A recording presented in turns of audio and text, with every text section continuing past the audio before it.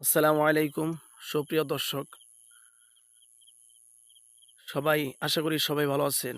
আজকে আমি আপনাদেরকে এমন একটি আমলের কথা বলবো যে আমলটি করলে যাদের সন্তান হয় না তাদের অবশ্যই সন্তান হবে। অনেকেই কামনা করেন যে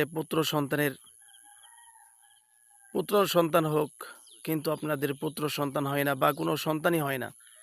এমন যারা রয়েছেন তাদের জন্য এই আমলটি খুবই পরীক্ষিত একটি আমল।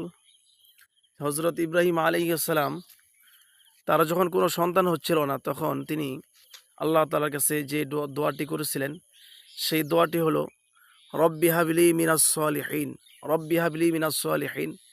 কোনো ব্যক্তি যদি সকাল সন্ধ্যায় ফজর নামাজের পরে এবং মাগরিব নামাজের পরে এই দোয়াটি করে, রব্বি হাবলি মিনাস সলিহিন, রব্বি হাবলি মিনাস সলিহিন ১০০ বার, দৈনিক ১০০ বার পাঠ করে অবশ্যই আল্লাহ তাআলা তাদের ঘরে সন্তান দান করবেন, পুত্র সন্তান দান করবেন।